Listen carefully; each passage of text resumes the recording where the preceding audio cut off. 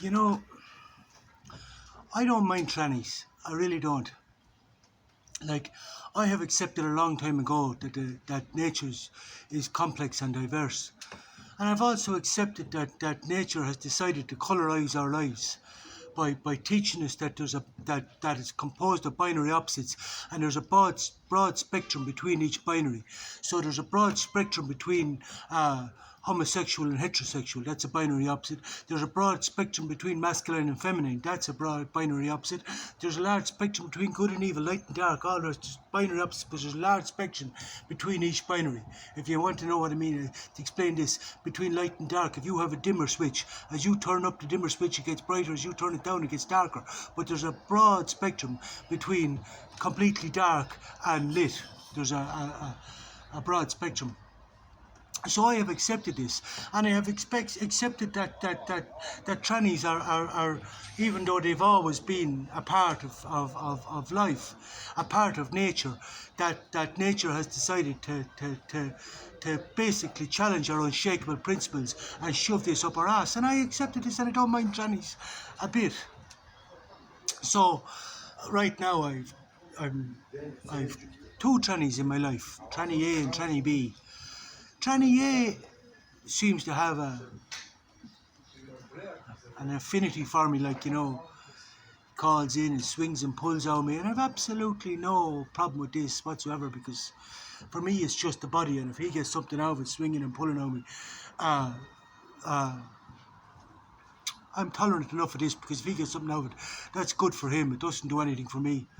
But I just look at these people and say, how does your role pertain to mine? Basically, why are you here?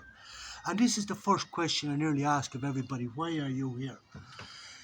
And this is a part of unraveling the ambiguities. But him, I quite like him, because he's very interesting.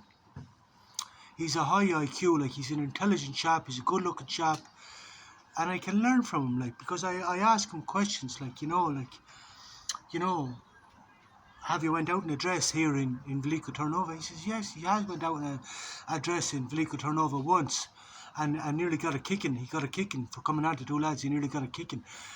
So that was the last time. And I says, it must be cause a lot of anxiety going out in a dress in Veliko Turnova. He says, oh yeah. And as you can imagine, it would, like, because in Bulgaria, like, a man going out in a dress is no small thing. I don't suffer from anxiety anymore, but possibly that would evoke some anxiety if I went out in a dress and some lipstick to a happening bar. Well, you have to contemplate the consequences, But I don't think it would cause me any anxiety. I've played that game before in Sofia, but it wouldn't bother me. But anyway. So that's Tranny A, and he's quite interesting. But I still had to say to myself, why are you here? Why are you here? And he even commented on the amount of cigarettes I smoke. And I said, that's only when you're around.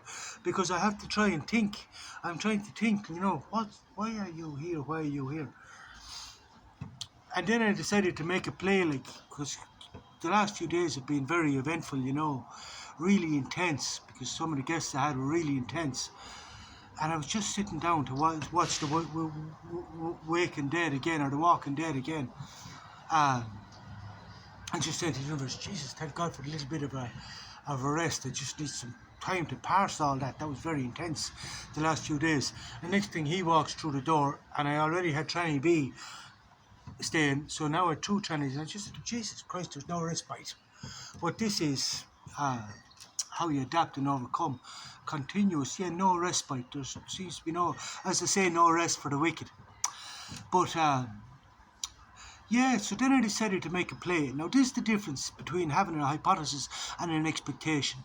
So he asked me for my email. I gave him my email. I said, yeah, no problem at all. Oh, I'll email you, all right. And I emailed him the next morning, and I said, I have an idea. I know now. I said, I have a use for you. How about you come to the gym? He's on OnlyFans, and I said, you can be the OnlyFans model. I said, your hair is dry, you have no arse, and you said you could do with a bit of shaping up. I said, basically, so he's charging. I asked him, what's your subscription on OnlyFans? He said 10 quid a month. Now, he's emailing people, and when he was there with me, he's emailing people for nothing. And like on Telegram and on Snapchat and all the different social medias.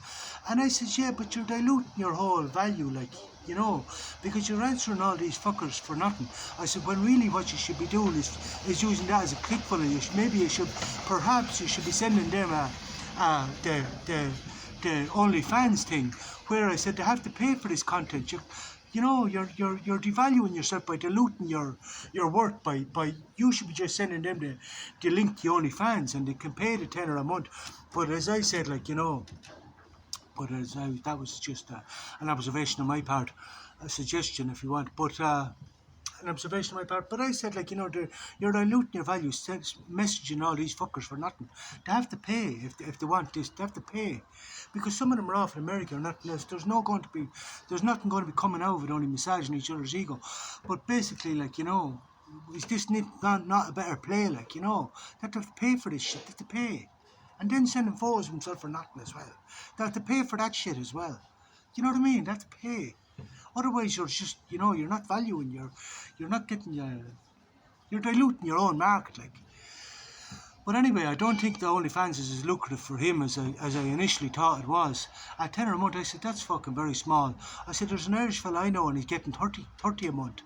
He's getting 30 a month. So I said to him, how about you come to the gym, I'll train you, put a bit of shape on you, we'll bang up a few gym pictures, we'll bang up a few videos from the gym, we can inspire people, we can teach people, and it'll be a unique selling point. The whole tranny thing, good looking chap, we'll put a bit of shape on you. Like, you know what I mean? Like, because I know that men go for, hard man is good to find. Men go for, I know from personal experience, that men go for a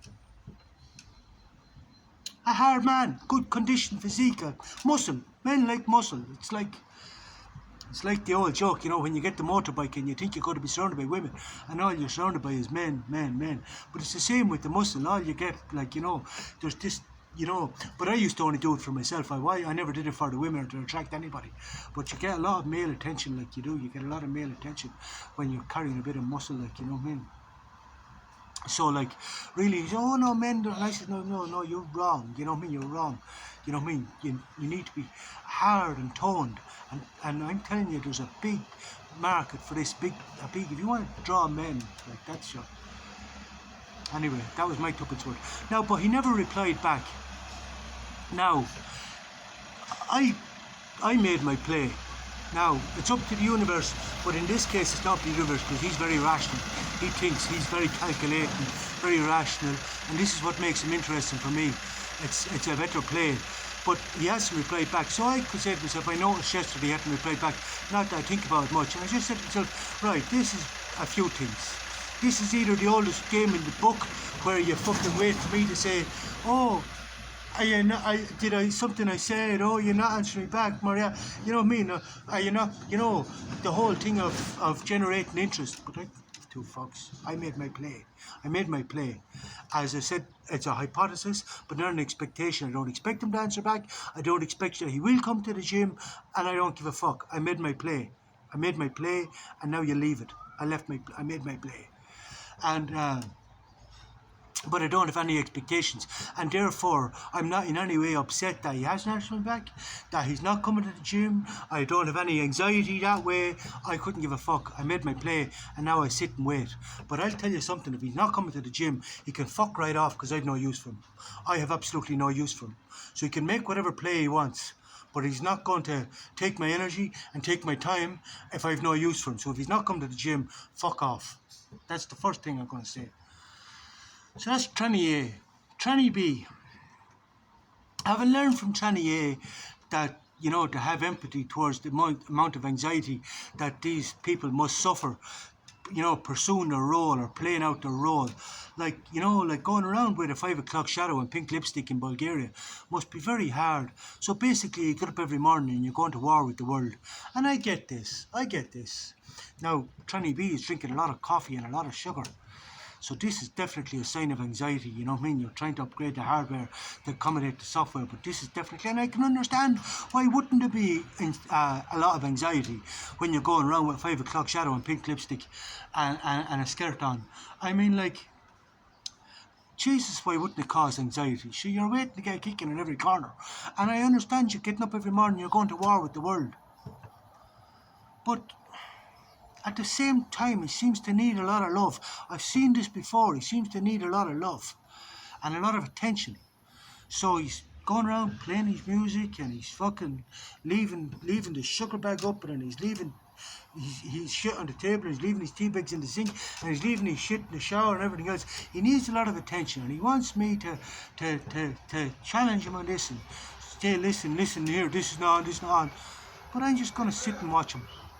I'm going to choose my response, and I decided to just sit and observe him, because, you know, well, I've two other guests, but I don't see them too much, so I'm just going to sit and observe him. But he's not going to get this attention from me. This is the first thing. Now, the second thing is he has a choice. He can decide to go to war with me, as he does with everyone else, but if he wants to go to war with me and I decide that it is a war, it'll be very sharp and quick on my end. I'll respond. Basically, I'll catch him, fuck him straight out to the door. And it'll be so swift and so complete. It'll be like the Hiroshima and Nagasaki. You know what I mean? I'm not going to play his game. It'll be swift and over in a very short time. Out the fuck. Now, and if I do decide to go to war, it's going to be that swift and harsh. Straight out the fucking door. But for now, I'll just sit and observe him. Because it's not every day you get to observe a tranny. Especially, like, you know. I'll seek to understand, which I do understand. I get it. You're going to war every day with the world trying to impose your will. But let me tell you, there's a better approach. Then actually, I suppose, you know, maybe there's no need for that. Maybe I could just say, would you mind cleaning up your shit? Yes, I'll take that approach first. I'll ask him, does he mind cleaning up his shit? Yeah, there's no point. Yes, I suppose be tolerant with others and strict with yourself. Isn't that the way? And I will be tolerant of him, because I do understand. I do understand that he has a role to play, and I do understand that this must be cause an awful lot of anxiety and maybe a good bit of depression. So I do understand he has a role to play, and maybe I'll try and facilitate him in this role.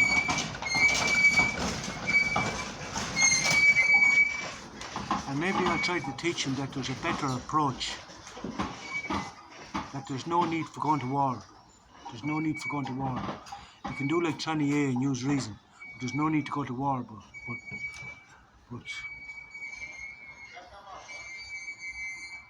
so let's just see how it plays out, I suppose. Let's just see how it plays out.